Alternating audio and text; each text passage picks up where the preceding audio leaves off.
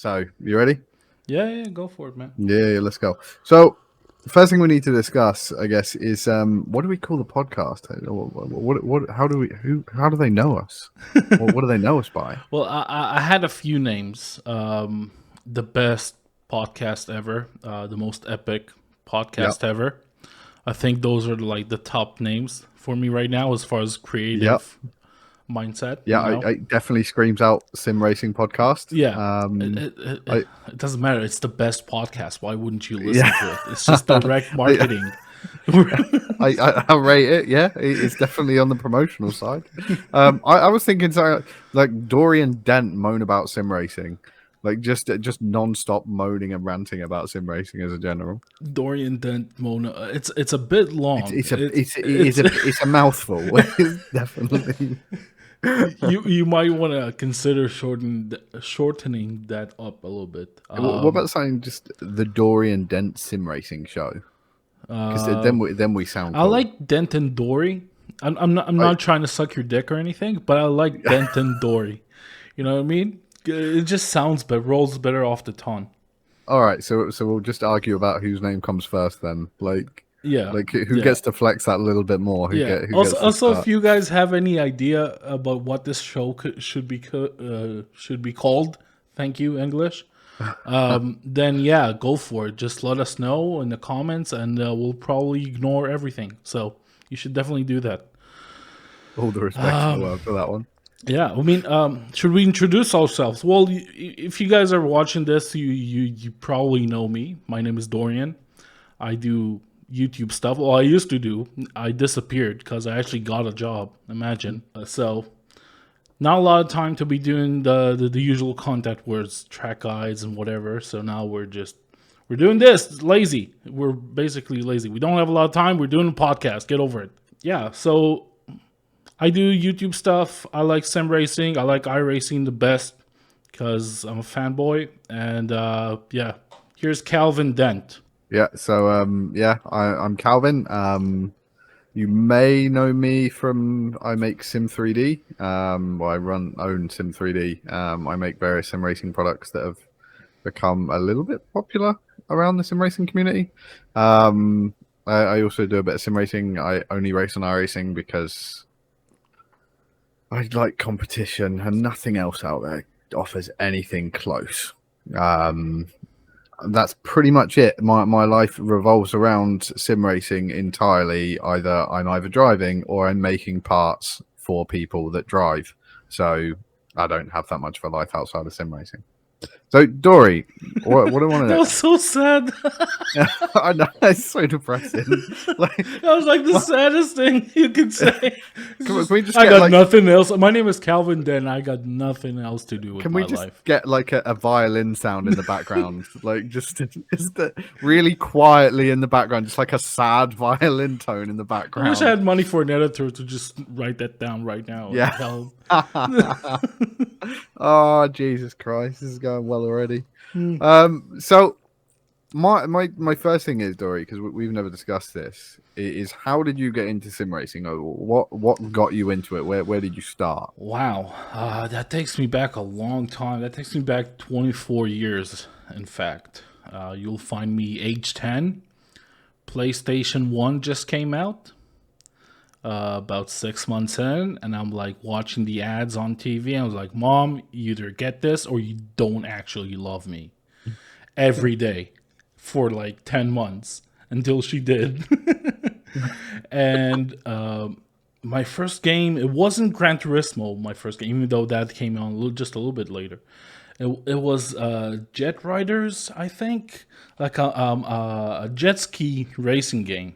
I know that game because they released it on Nintendo 64 as well. Very good I'm chance that sure they they did. have. Yeah, Yeah, I think they yeah. did. That was a really cool game. Yeah, so I didn't have a memory card, so I had to get good in the game to be able to, you know, find the later stages, whatever. Just find other maps and more bikes and stuff. Yeah. So that's all. I used to speed run the game every Saturday. That's how I got into racing. I guess racing games. After that Yeah. came a good stretch of Gran Turismo 1, 2, 3, 4, 5, 6, and sport. And after sport was like my peak in terms of competitiveness. Mhm. Uh, but then I moved into iRacing about 3 years ago, and that's where Yeah. I'm at right now. How about yourself? Okay, so I similar to yourself, I started out on PlayStation 1. I mean there's like I remember playing a rally game on Windows 3.1 on like when my dad got us a PC when I was like 6. But can't even remember what it was. I can't remember anything. But the first time I ever really went racing was Gran Turismo 1. So my mum got me a PlayStation 1, but she didn't get me a memory card. So Same I got story. Just broke really kids. good. Like I got really good at doing the licenses on Gran Turismo 1. Like I could probably still do the licenses on Gran Turismo 1 without any problem. But I don't think I ever did more than 2 actual races on that game. Like it was awful. I used to leave my PlayStation on for like a solid week at a time until it eventually crashed.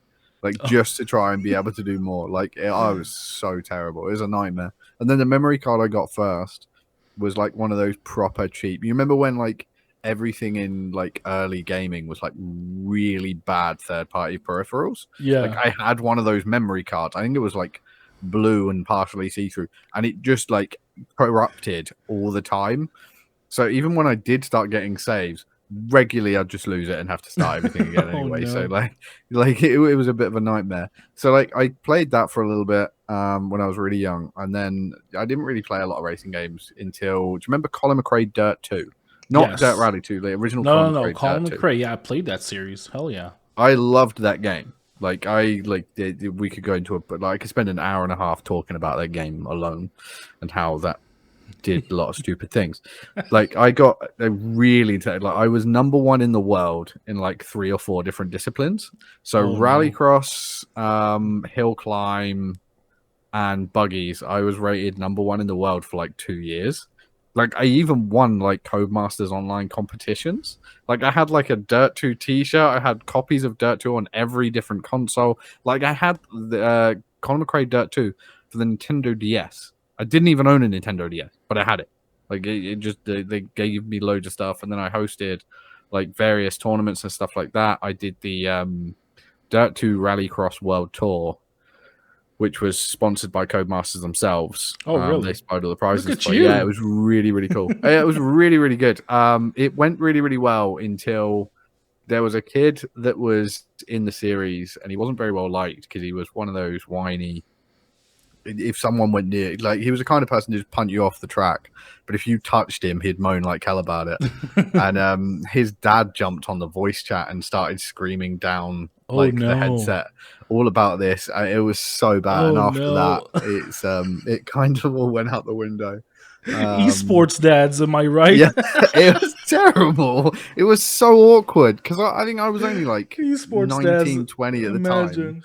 It's like like pageant I, moms, but esports dads. Oh god, it is basically the same thing. But this guy was going mental, and he was like a proper like West Country dad as well.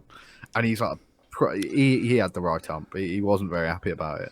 So we stopped. We finished that season, and then we called it a day. And we all just agreed that it would just be end. So after that, I didn't really play many games. I played like F1 and stuff like that, but it was just more like a bit of a faff around with the friends. When I really started to get into sim racing was I went I was on a lunch break from work, and I was at KFC, and across the road was Simply Race, and I'd never seen it before. I'd never seen anything like it. I thought I'd just walk in and have a look around, and tried it a couple of times with a couple What of is friends. Simply Race? Maybe people don't know. So Simply Race, for anyone that doesn't know, is a popular sim racing venue in Milton Keynes in the UK. It originally started out with 10 rigs running R Factor, the original R Factor as well, not R Factor 2 in the early days. They did like constant everyday racing. They did like a Friday night session where loads of people go down. You do like a big group night, and at the end, you'd get like a little trophy and stuff. And then they started going into doing endurance races. And I really got into that, doing like 24s, 12 hours and stuff like that. And I absolutely loved it until I had an unfortunate disagreement with the owner of the venue and stopped going for a good few years and You stopped sim told them racing. off. Yeah, I said some not so politely. It wasn't my finest moment. I was younger and stupider than I am now, and I'm fairly stupid now. So it was definitely an experience, we'll say. But it was I loved it. It was incredible. It was so much fun, and it was something I never really thought I'd get into. Like I was always into cars, so you'd think, but it just it clicked. I loved it. And I stopped playing for years. I stopped racing, had kids, did the Yeah, usual boring stuff, and then it was about two life. years ago. I bought a PC and just bought a cheap wheel and pedals and got into Forza Motorsport 7, Okay, and I that's a gateway really drug. enjoyed it. That's a Yeah, gateway do drug. you know what? Like considering now what everyone says about Forza, now that I don't play Forza, Hmm. it's definitely different. I loved it. It was so good. Like the community was really cool. Like I met some really amazing people. Like some that I'm still friends with to this day. Yeah, That I still talk to on a regular basis. They were like really nice guys. And I played on a wheel of pedals, which, like, for people who don't know, Forza 7 is a controller game. Like, regardless of how good you are on a wheel and pedals, the controller is always faster. And I was like really good on a wheel. Like, I could keep up, and I had some top 10s in GT3s in the world and stuff like that, world records and stuff. But I remember one day I was speaking to one of the Williams junior team drivers, and he basically told me to quit playing Forza 7 unless I want to switch over to a controller, and it just killed the game for me completely. It went from like I was playing this game every day, and like I think the day after he said that, I was like, oh, I don't want to do this anymore. it's And funny. In Gran Turismo, it's the opposite. In Gran Turismo, the best performance comes out of the wheel. Interesting. yeah, I remember watching a video by Super GT where he was going over like the difference between the two, and I Hmm. found it really interesting that like even though it's considered more of an arcade game, Gran Turismo seems to like kind of cross the two very well, whereas Mm, Forza just completely I screws it up agree. and I agree. messes it up. But yeah, after that, I got into iRacing, and the rest is history. Of it took over my entire life. Yeah, What are and you that doing nowadays? I don't really do a lot of racing as much as I used to. So I used to do a lot of MX5s. Nowadays, 99.999% is the Dallara P217. Right. And every episode of this podcast that will ever air, I'm sure at some point I will mention how much I love that car. Like, I will fully You are a bit admit of a fanboy. You're just a I am a one-trick simp pony. for that car. Yeah, 100%. Like I'm pretty quick in that car. Like I can do pretty well. I Oh can't yeah. drive anything else. I'm useless in anything else. Well, I've seen you There's drive no argument. around GT3s pretty well. Don't say that, but yeah, you Yeah, it took definitely me like like the 6 hours P2. to get on the pace. Well, you know, Yeah, I'm not much to that's say anything because I usually takes me a long time to get up to speed as well. yeah, fair. So what about yourself? What are you driving? What do you enjoy? What Well, right now, I don't know. Winton is fun. I've still not driven it. I don't even own it yet. I Winton haven't is got it. really fun with GT3s. Apparently, Yeah. I've driven it yesterday with the Porsche and the BMW. Seems Yeah. like the BMW has the leg up there. But both were really fun. This is such a technical track where you're constantly having to balance the throttle and the pedal through tightening radius corners that are really, really big, really long corners. And you're just playing around with the rear end while braking and just trying to settle the car and prepared for a very, very late apex while cornering. So it's just a fine balance of where that limit of grip is a lot of the time, and just maintaining like getting that rotation to peak very late in the corner. That's something that's really Yeah. tricky for some people to do, and it took me a while to figure it out. And it's so much fun once you get it right. So excuse me while I vape. Is there any tracks that it's like fairly similar to? Is it like I don't even know I the would layout of the say track. it's a rich man's summit point. Average man It's a summit. rich man's summit point, which, by the way, summit point I love. I freaking love. Harry was here. He was like, he would have been going ape So shit about controversial this. opinion. I Yeah. prefer Jefferson to Summit Point. Okay. Now you need to get out of this podcast now. No, you can't. I'm sorry. I'm sorry. No, I I'm just sorry. I won't have this I, on my channel. I This is not. just when I first started iRacing, the second week that I ever did was MX5s at Jefferson in SimLab, Yeah. and I farmed so much on that track. Like, I think I went from like, because it was like literally a couple of days after I started, because I started on Summit, and it went over to Jefferson the week after, and I did like 10, 15 races a day. Like, I was just on it non-stop. Like, I didn't do anything else but just run laps of Jefferson. So I like naturally came to have a bit of like a soft spot for that track. Yeah, And I get it. I fully appreciate anything other than an MX5. It's a crap track. Like, it's a like. I love the P2. I have no interest in ever driving Jefferson in a P2. Like, that just Yeah, sounds because like a bad you're time. weird. You've driven around on the MX5 for a good minute, and then you Yeah. just jumped into the P2. That's a really weird transition. How did it end up being like that? So I drove the MX5 a lot, and I got to like near 5K in the MX5. I did a lot of SimLab and the Hmm. advanced Mazda stuff, and I like regularly just sweat it out, and it got to the point where I was just getting a bit burnt out with it, and I was kind of losing interest with SimLabs because 50% of the tracks are really good. Yeah. The other 50% you have regularly 200i rating drives in Mustangs and top split, Oh no. and you just die. There's not there's not a lot you can Yeah, do. multi-class Uh, I don't think anyone's gaining anything from this multi-class race. Like it should be an MX5. I don't know. I I don't have think. no problems with Mustangs. Like, I like the classes. I have no problem with the classes. The problem I have, and it's across iRacing in general, like you see it in everything where there's multi-class, is the fastest class, and include LMP1s in this in ESS, have some really low I rating guys in because no one's driving them. Yeah, So top yeah. split ends up with these 300 I rating guys, and yeah, I get it. Everyone should, like, I have no problem with anyone that wants to race, but I do think the current system on iRacing, where you can be in top split against 5, 6, 7K guys with a 2 to 300 I rating driver, is just asking for carnage. I Um, really do think that iRating should be class specific, but maybe that's something we can go into in a more like yeah, in depth perspective and bring some other that's people on this because I'm a little biased. I yeah, think that's it a should big. be cars, but yeah, it's a lot of back end work on iRacing's side, Yeah, and it's a big it's a topic. big ask. But yeah, so I was kind of getting burnt out, and then I remember a friend sent me a YouTube video for the. Do you remember the announcement for the P2?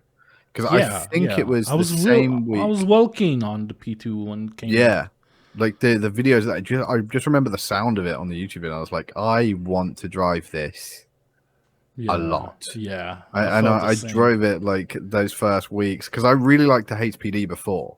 Like, I really enjoyed the HPD, but I didn't Same. like the brakes on the HPD because I spun it all the time. Uh, so like the P2 came out, and I just instantly like fell in love. Like, it was around that. Funnily enough, it kind of coincided perfectly with when I like made like the first version of the Rumble kit.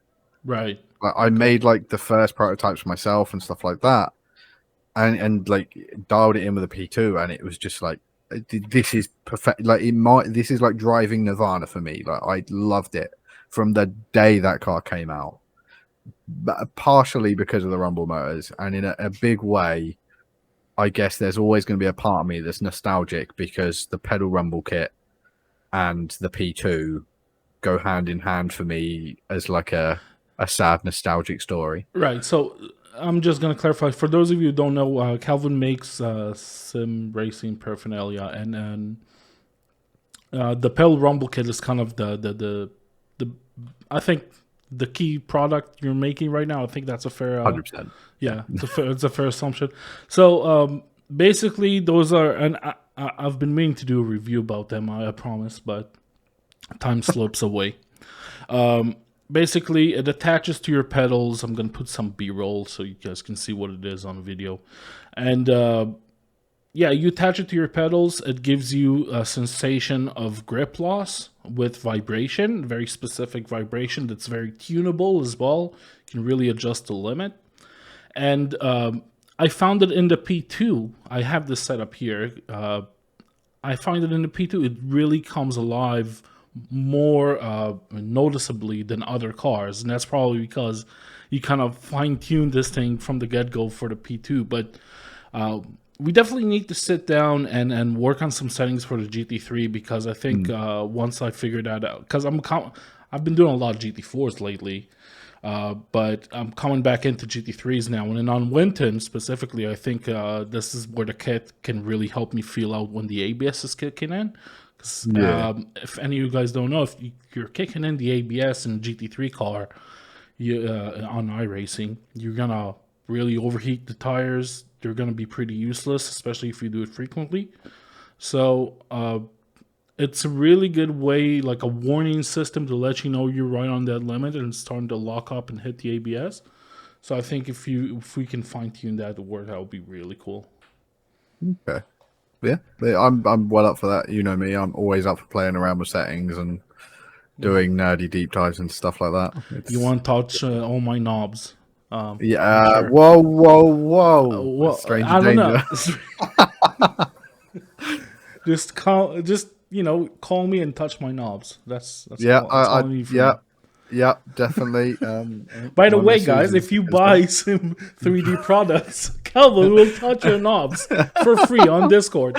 Oh Jesus, we're done. He We're will. done. He Sim gives 3D great cancelled. customer service. That's all I'm gonna say.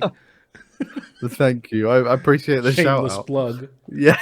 So on the subject of, I guess, touching knobs, Yeah. I want to talk hardware, like very briefly, because I will sit here and Okay. talk about hardware all day. So what hardware are you using currently? I've never actually looked at your rig properly. So what are you Right. using So currently? I got pleb gear, and I take a lot of pride in my pleb gear because I'm 6.5K or 6 point something K. So, it's proof that you don't need $1 billion to be good in sim racing.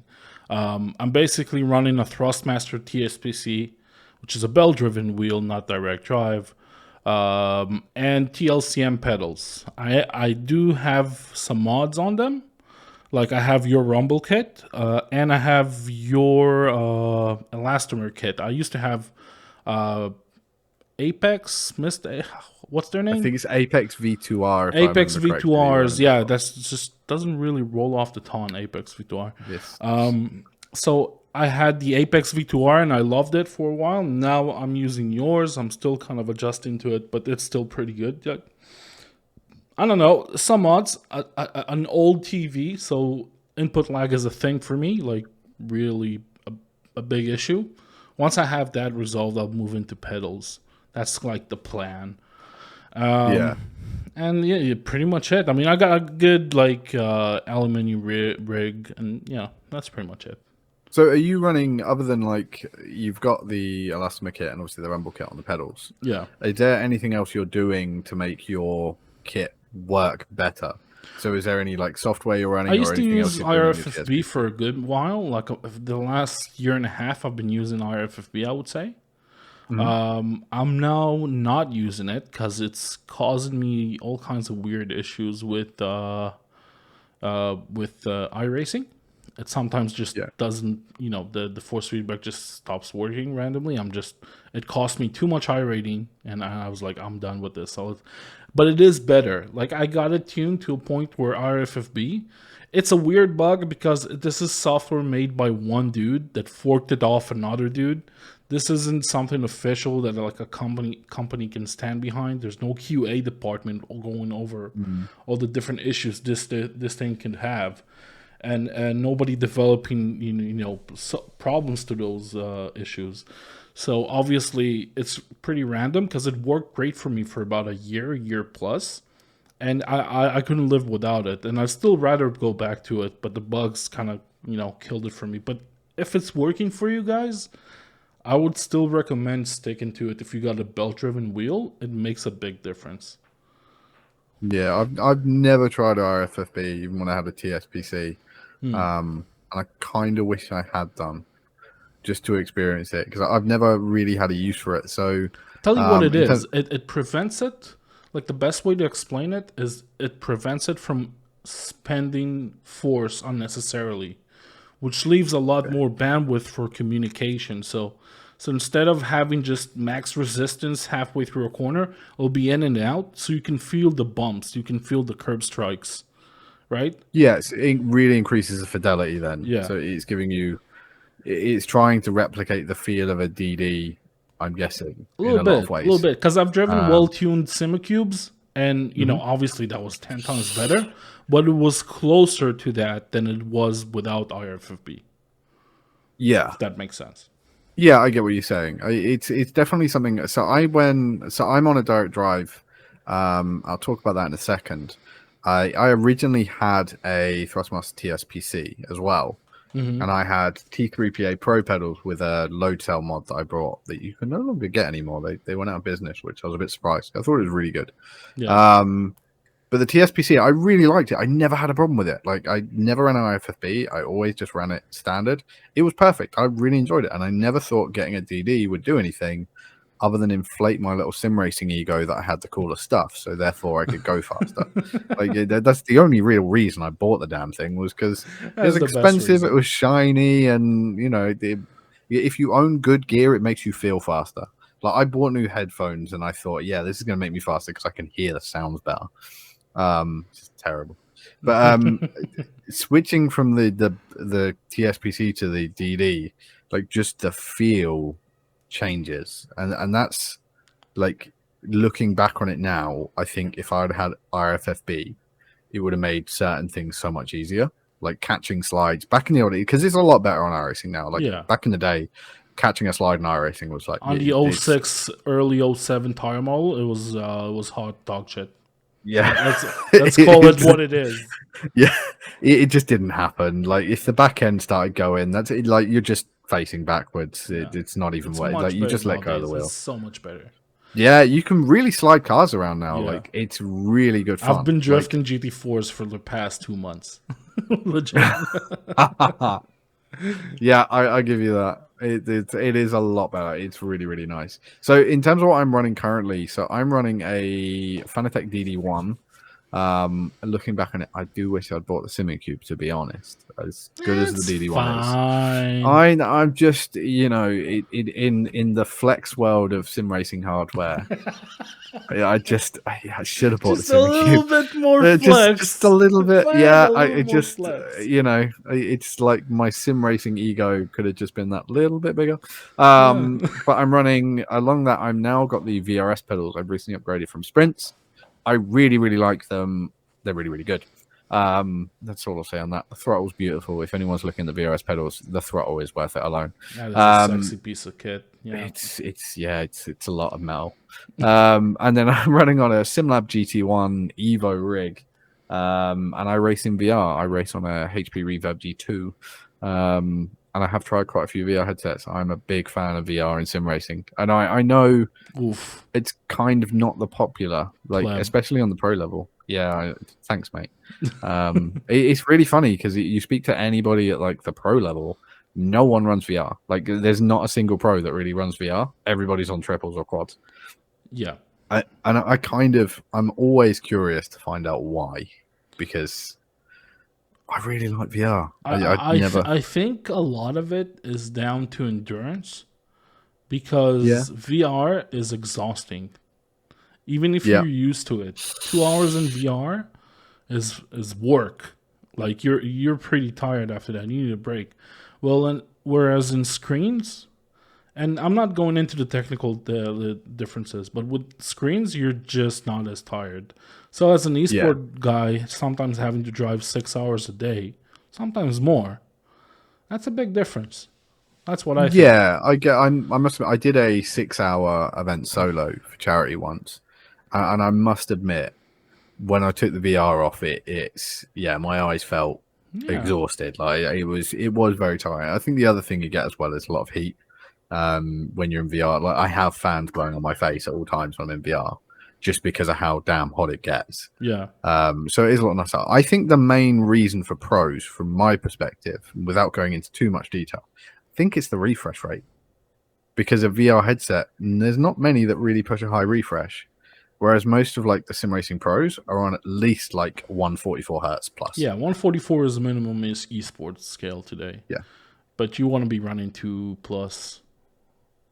Yeah, Even though the difference is not big, the fact that there is a difference, you want to mitigate it if you're yeah, going for that top level. Because these guys, some of them at least, can make the difference between yeah. that little bit of input lag. Yeah. So, but in terms of the, yeah, that's just my bit about loving VR. In terms of modifications I have on my rig, it's just lots of Sim 3D parts, to be quite honest. Cup holder, mouse mat. I obviously have the pedal Just rumble kit. I have one of my button boxes, and various other little bits and bobs dotted all over the rig. I have this really cool Sim 3D light box made by a guy in America. I cannot remember his name, but it's a Sim 3D light box, and it's like fully that's a shitty customizable shout RGB out. lighting. I know. I'm Shitty shout really out of the sorry. week. If you're listening to this and you made my light box, I'm really sorry. I swapped it for one of my Rumble kits. I think I did.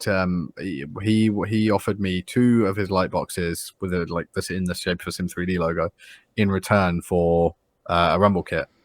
And like I've got two, and I'm giving one away in the World Series Endurance Championship as a prize because I think they're really, really cool and they look really good. But that's basically my rig in a nutshell. It's just lots of silly little modifications and play around bits that I've made and chucked on that side. I think that's about it really on the hardware side without going into too much. Yeah, should we do It's breaking news? yeah, this is going to be a spicy one. So I'm Hold on, gonna let's just tell the folks at home. Basically, every episode we're gonna introduce some news from the sim racing world. Could be iRacing, could be other sims, could be gear related, or whatever controversial stuff that may occur in sim racing, whatever that may be.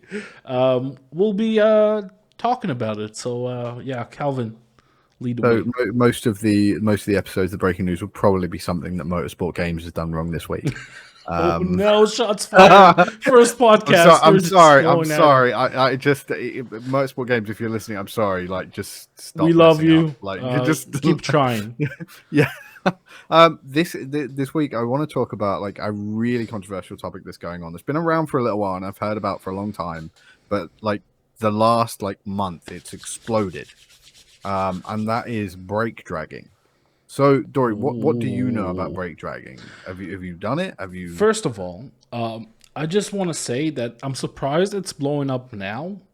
It's been around for so freaking long. Like it's been around for a while. Brake dragging, basically, as we understand it, which is something I've performed myself, by the way, in not an official, in a league race that didn't have anything against it in the bylaws, so I took advantage. Basically, it's the art, and I'm saying it with air quotes, of increasing the core temperature of your tires without increasing the pressure, where the pressure is what kind of kills your grip on iRacing. That's basically what I understand of it. And that means that you have temperature and you have plenty of grip, but without the tire pressure increase, you're really maximizing the amount of grip you can have very early on in the lap. So in qualifying, it's quite detrimental in getting good results. It could be like on a 2 minute lap time, it could be up to a second difference, especially if the early part of the lap is very technical and you need a lot of mechanical grip. Like on Nürburgring GP, I know for a fact it's like a good 1.2 seconds. I've been doing my testing there as trying to get ready for the Nürburgring 24 hours. So I'm just testing the GP circuit. And yeah, that was a lot of time gained. So basically, it's been blowing up recently. It's been pretty much all over, wasn't it, Cal? Yeah, it's crazy because it's been going on for years now. I think like 2 or 3 years that brake dragging has been a thing, but it wasn't really a thing in like the general ecosystem. Whereas Right. I know there was a video put out a few weeks ago. I can't remember who it was. I think it may have been Pablo. That put out a Yes, video as far as I've heard. basically going over brake dragging, and it got a lot of views in sim racing terms. And ever since then, it's all that anybody's talking about in sim racing. Um, and it's a lot. So obviously, brake dragging gives you a massive amount of time. Like if you're in a session where everyone's brake dragging and you're not, you're starting last. Like unless there's someone messes up, of course, but you're basically starting at the back. So let me get your thoughts. What are your thoughts on brake dragging? What do you think to it? Do you agree with it? Do you think it should be removed? Because there's like a lot of back and forth going on between like the iRacing older generation and the more casual group and like the higher end, higher iRating pro top split guys. And there's a lot of arguments going on. So there's a few perspectives you can look at it. One would be if people come into iRacing and expecting a realistic experience, then it shouldn't be in the system. It shouldn't be in the sim. Because that's not how you warm up tires in real life, period. So if that's not how it happens, and maybe we should explain how it happens so people can understand. Yeah, if that's how if it happens unrealistically, then the argument where it is a sim, it's a racing simulator. The argument it will always stand that it shouldn't be in the game because it doesn't happen in real life. On the other hand, the fact that everyone knows about it, that's kind of you can all use it. We're all in the same playing field. Should we use it? Some people will, some people won't. The more exposure it gets means more people will use it, but it also increases the chance that iRacing might actually do something about it. I don't know if it should be like, I don't think it's a good system. I don't think we should be trying to exploit the tire model while we're doing qualifying. Don't think that's what simulated racing should be about. But you know, at the end of the day, if everyone's in on it, unlike the old days, then I guess it's not the worst. It's not gonna ruin the meta because you can always fight it. But it shouldn't be around because it's not simulated racing. That's my perspective. Yeah, I get what you're saying. My problem is like one from the realism side, it's wrong. Like if you try to do the actions of brake dragging in a real car, you destroy the car. Like your brakes Yeah, would die almost immediately. You'd cook the tires. You'd just be it would screw you right up. Like you'd fuck right up. And it'd be a mess.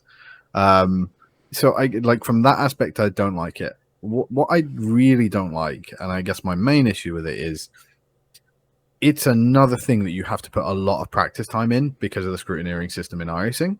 So if you're then going, okay, I now want to do officials this week, I'm going to drive a GT3 at whatever track in BRS, like let's say Spa. You're already having to put in a decent amount of practice just to go top split anyway, like to yeah, be on pace to be in top split. You're then having to spend a good hour or two extra, maybe 3 or 4 hours tops, just to be able to like brake drag at a proficient level to like get around the scrutineering system and actually get the most gains.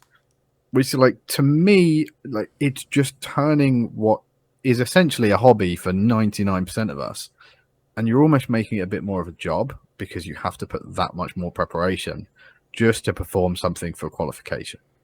right. And that to me is not only detrimental to the racing, but it also is going to put people off of trying to race in officials in like the higher end. And the crazy thing is already it seems to be starting to trickle down into the everyday casual like sim racer, like on iRacing. I'm in a league that I also help organize World Series Endurance Championship.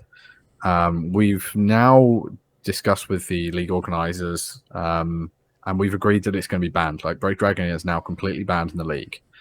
And the reason is, in a practice session the other day, the AM class in GT3, half of the people in practice were practicing where they could brake drag to get the most advantages. And these are 1.5, 2K drivers. No offense to anybody that's at that iRating level. You know, we all race and we all enjoy it.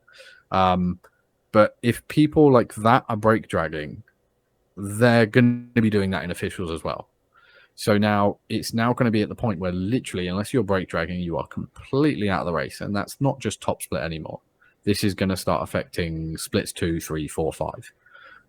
Yeah, as it gets And more it's just, exposure, that would make sense. I think yeah, once everybody's talking, we're talking about it right now, but everybody's talking about it recently. So I think more and more people, everybody's coming into Twitch. chat will be about it. Videos on YouTube are Yeah. about it. Reddit posts are about it. People will get the word out. And I think it's a good thing if you want to see this resolved, because the more people using it and exploiting it and complain about it, the more likely it will get resolved. Because it used to be where all the elite kept it on the down low, and only the really good drivers knew how to perform that technique, and it just started trickling down over time within the groups and friends of friends, and it came around so us plebs like me and you, we knew about it way in advance of this whole thing coming out. And sure, we took advantage of it sometimes and sometimes we didn't, but it's it's something that is so, like, it was so small for a long time that I understand why it didn't get a lot of focus, because at the end of the day we're talking about the top 1% of 100,000 active players or so. They're reporting going. I know someone's reporting that. I saw that somewhere. Yeah. So yeah, obviously now it's gonna get traction if split 2, 3, 4 are full of it. Then yeah, iRacing is gonna have to resolve it by the end of this season, I would say. Yeah, I hope they get rid of it. Have you seen their response? Did you see No, their response on the forums? I have Their not. response basically was, "Shut up! There's nothing wrong. Our tire model is fine." Oh well, of course, Like, like because nobody ever I complained about the tire model in iRacing. God it's a forbid. lot more long winded than that, and at no point does iRacing actually say "shut up" and stop moaning. We can actually But post the the link, link or something. yeah, we'll get we'll get the link posted. But the summary of the message was, "There's nothing wrong. They do the same thing in real life. You don't know what you're talking about." Which is No, I'm like, pretty sure that pressing 100% or 80% throttle and 50% brakes at 35 kilometers an hour while rotating the wheel wildly from right to left in 90-degree angles is not what they do in real life. iRacing. it's a bit different. Pretty That sure might you shouldn't be doing that. Well, their part of their response is they're going to improve transparency. So in quali, they're going to make it so you can see everyone else's quali laps. So And the reason leagues they're saying can that, do that. So leagues well, no, can. no, I think the reason they're saying it is they're basically saying, if me and you are in a quali session and you go a second faster than me, I can then go back and look at your quali lap and see the way you're brake dragging, so that I can do it too. No, It's such a all jokes aside, I would imagine they're doing that because so leagues can take a look at people qualifying and make sure they're not brake dragging, so they can control that. But I think that the main thing is just it shouldn't be around. Yeah, it shouldn't be around. Screw it. yeah. Get rid of it. It's done. Get it gone. Like, Next their update. solutions are so weird with the tire model. It's so obvious that it needs an update. Have you noticed that in the past 9 months, every patch for the GT3s increases minimum tire pressure? Every I single I've patch. I've heard of this. And do you I've not know what tried it. that means? Like, I've been around for that long in GT3s. Like, I've been maining GT3s for a long time now, and I've been noticing the patches, and I've been reviewing the cars every time on this channel. So I have dates to go back to and see what changed, and Yeah. I'm taking a look at it. That's all they're doing. And when you take brake dragging into concern, it only makes brake dragging more effective, because the technique of brake dragging is, as I've said, to make sure you increase heat without pressure. They keep increasing the minimum pressure up, so there's less and less available grip on the first 1 or 2 laps, and because of that, the brake dragging, warming up the tires without increasing pressure, is becoming more effective, not less. So they're kind of been going about it the wrong way for some reason. I don't know why. Yeah, I don't really know what iRacing's doing with the GT3s in general, to be quite honest. Topic for another day, but I'm sure we'll talk about LMP GT3 at some point. Because that's definitely PGT3. yeah, Yeah, LMP freaking GT3s. Nordschleife, man. That that was yeah, that was an interesting update by iRacing. But that's a topic for another day, because we'd be here for 6 hours talking about how I just want to say, LMP3s. to anyone at iRacing might be listening, no GT3 should take Flugplatz flat. I'm just, I'm, 240K almost roof loop. It's No, not even no. flat. It's that it's flat with a lot of like room to breathe Headroom, being yeah. flat It's as well. just, this could be way sharper, and I'll still make it. Like, Yeah, like I think if you really tried, I think if we practiced, I think we could go side by side flat. And probably not a I'm lot of game for practice trying it. either. Not a Yeah. lot of practice either. Oh So man. right, let's stop the discussion on Break Dragon there because we'll be here all day. Yeah, but if One you thing, guys, sorry to interrupt, Cal. But if you guys have any ideas about what they should do with brake dragging, have you tried it? Does it work for you? Should we tell people how you do it? Pablo has a video explaining that. Maybe we should put a link for I that. think link the video because these are people that know far better than me and you Yeah, do. yeah, because I could get it like Um, 6 out of 10. But if you know how to do it perfectly, they're better off watching it from someone else. Yeah, So I think I'll to post Pablo's understand video. the full side, yeah, it'd be good to post Pablo's video, and yeah, having some like people's thoughts on it would be very very cool. One thing I want to discuss before we kind of end this first episode of whatever we're going to call the podcast is discuss kind of what the aim is of the podcast and what people can expect and what some of the plans are. It's all kind of up in the air at the moment of exactly where it's going to go. So people's feedback will be really appreciated, and getting your thoughts would be really, really cool. Some of you might know that I've done a podcast before that was kind of building traction. Unfortunately, it kind of fell apart. That we were doing some fairly interesting things with some cool guests. So that would be really cool. So far, like some of the things we're kind of discussing is general, like obviously like the breaking news side of things, discussing hardware, software, what's going on in sim racing and how everything's going, but also like doing like some short actual videos going over some of the like the crashes that we see that happen in iRacing and like really discussing what went wrong rather than just looking at them and laughing about them like 99% of the videos on the internet do. To actually like try and offer some advice on how to avoid certain incidents, because there are lots of incidents in iRacing that are just clumsy. I've seen Yeah. some today. They're just painful We to see watch. them every day, man. I do some Yeah. of them every day. So it's stuff like that, and really like creating something that's going to be informative but also quite fun for people to listen to and watch. What are your thoughts, Dory? Anything you want to add on that side of things? I think we're gonna have really interesting guests because we both know a lot of interesting people. I think we're Yeah, not we're a couple of idiots, but we know some cool people, and this will yeah, be fun to have them around. And they can shed a lot of light on different subjects related to sim racing. That's also pretty cool. yeah. In terms of plans for the future, we're really open to hear your guys' thoughts on this. And you have my Discord, you have the comment section. Just let us know what you think. We're gonna have links for everything that we talked about, like iRacing, commenting to whatever's going on with brake dragging. There will be a link in the description for that as well below. If you enjoyed this video, if you enjoyed this podcast, leave a like, subscribe, let us know in the comments again what you think. And yeah, we'll make a name. We'll decide on a name till next episode. If you have names, let us know as well. I think that's it. I think that's the end of the first episode. Jesus We Christ, need we to made it we need through. like we need to think of we need either some cheesy exit music, like a Yeah. little outro, like just really cheesy elevator style music outro, like And, really bad. and I like the shittiest animation.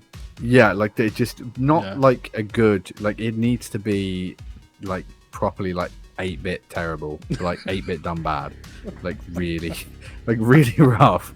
Like we need some way of signing, or what we need is like a little tagline, you know, like some of those podcasts have like one of those really corny like taglines that they like signing off with.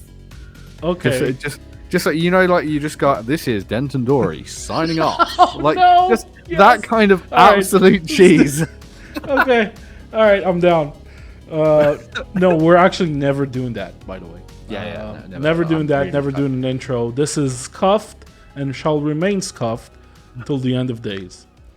We will see you guys in the next episode. Bye-bye.